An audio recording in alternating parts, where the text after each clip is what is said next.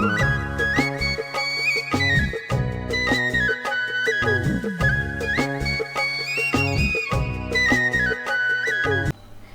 Friends, നമസ്കാരം. ഇന്ന് നമ്മൾ തയ്യാറാക്കുന്നത് ഒരു സ്വീറ്റ് ഡിഷാണ് റവ കേസരി. പെട്ടെന്ന് തയ്യാറാക്കാൻ പറ്റുന്ന ഈ റവ കേസരി എങ്ങനെയാണ് തയ്യാറാക്കിയെടുക്കുന്നതെന്ന് നോക്കാം. അതിന് വേണ്ടിയിട്ട് ഒരു പാൻ വെച്ചിട്ടുണ്ട്. അതിലേക്ക് 2 ടേബിൾ സ്പൂൺ നെയ്യ് ഒഴിച്ചു കൊടുക്കാം.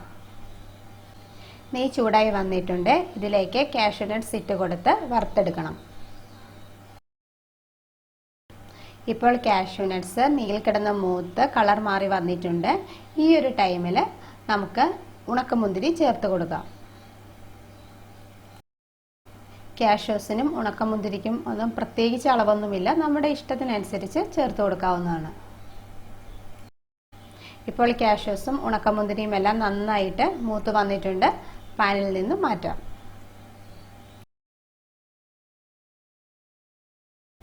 ഇത് നമുക്ക് മാറ്റിവെക്കാം. ഇവിടെ 1/2 കപ്പ് റവയാണ് എടുത്തിട്ടുള്ളത്. ഇത് നെയ്യിലേക്ക് ചേർത്ത് കൊടുത്ത് നന്നായിട്ട് വറുത്തെടുക്കണം. ഇവിടെ ഞാൻ എടുത്തിട്ടുള്ളത് വറുക്കാത്ത റവയാണ്. ഗ്യാസ് ലോ ഫ്ലെയിമിൽ വെച്ചിട്ട് 5-6 മിനിറ്റ് നേരം റവ വറുത്തെടുക്കണം. വറുത്ത റവയാണ് ഉപയോഗിക്കുന്നതെങ്കിൽ ലോ ഫ്ലെയിമിൽ ഒരു 3 മിനിറ്റ് നേരം ഇതുപോലെ തന്നെ നെയ്യിൽ വറുത്തെടുത്താൽ മാത്രമേ റവ കേസരിക്ക് ടേസ്റ്റ് ഉണ്ടാവുകയുള്ളൂ. ഇപ്പോൾ 6 മിനിറ്റായി. റവയുടെ കളറൊക്കെ മാറി വന്നിട്ടുണ്ട്. ഈ ഒരു ടൈമിൽ റവ നെയ്യിൽ വറുത്ത് വന്നതിൻ്റെ നല്ലൊരു വാസനയായിരിക്കും. റവ മറ്റൊരു പാത്രത്തിലേക്ക് മാറ്റിവെക്കാം. സെയിം പാൻ എടുത്തിട്ടുണ്ട്. ആ പാനിലേക്ക് 1 കപ്പ് പാല് ഒഴിച്ചു കൊടുക്കാം. പാലിലേക്ക് 1/2 കപ്പ് വെള്ളവും കൂടി ഒഴിച്ചു കൊടുക്കുന്നുണ്ട്. കേസരി തയ്യാറാക്കുമ്പോൾ പാൽ വേണമെന്നില്ല, വെള്ളം മാത്രമായാലും മതി. കേസരിക്ക് നല്ല ടേസ്റ്റ് ഉണ്ടായിരിക്കും.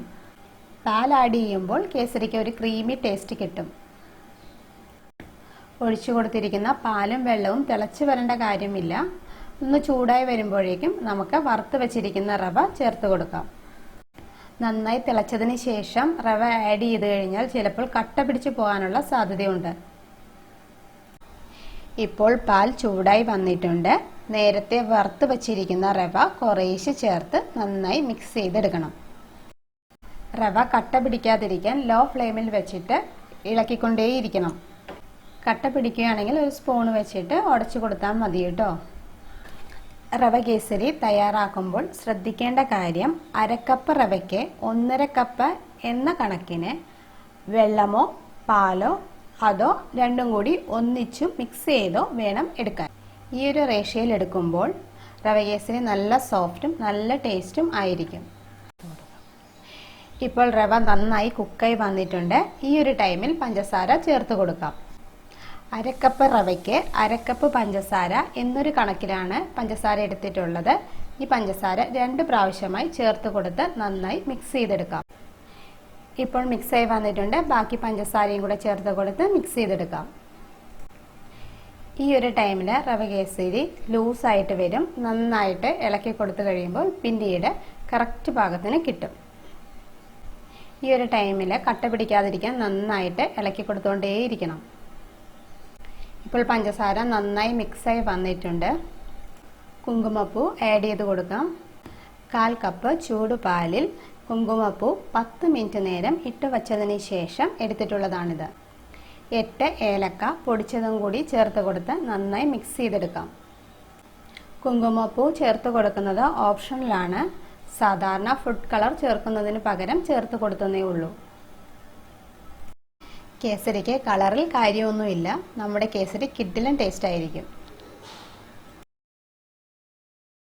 ഇപ്പോൾ നന്നായി മിക്സായി വന്നിട്ടുണ്ട്. ഈ ഒരു ടൈമിൽ 1 ടേബിൾ സ്പൂൺ നെയ്യ് ആഡ് ചെയ്ത് കൊടുക്കണം. ഈ ഒരു ടൈമിൽ എന്തായാലും നെയ്യ് ആഡ് ചെയ്ത് കൊടുക്കണം. എന്നാൽ മാത്രമേ റവ കേസരിയുടെ പെർഫെക്റ്റ് ആയിട്ടുള്ള ആ ഒരു ടേസ്റ്റ് കിട്ടുകയുള്ളൂ. പാനിൽ നിന്ന് റവ കേസരി വിട്ട് വരുന്ന ആ ഒരു ടൈമാണ് കറക്റ്റ് പാകമായിട്ട് വരുന്നത്. ഇപ്പോൾ റവ കേസരി റെഡിയായി വന്നിട്ടുണ്ട്. ഗ്യാസ് ഓഫ് ചെയ്യാം.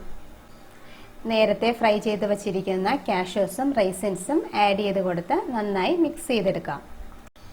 വളരെ ടേസ്റ്റിയായ ഈ റവ കേസരി 10 മിനിറ്റ് കൊണ്ട് നമുക്ക് തയ്യാറാക്കി എടുക്കാവുന്നതേ ഉള്ളൂ. വളരെ ഈസിയായും ടേസ്റ്റിയായും തയ്യാറാക്കാൻ പറ്റുന്ന ഈ റവ കേസരി എല്ലാവരും തയ്യാറാക്കി നോക്കണം. ഫീഡ്ബാക്ക് അറിയിക്കണം. എൻ്റെ വീഡിയോ ഇഷ്ടമായാൽ സബ്സ്ക്രൈബ് ചെയ്യാനും ഷെയർ ചെയ്യാനും മറക്കരുത് കേട്ടോ. Thank you. ബൈ.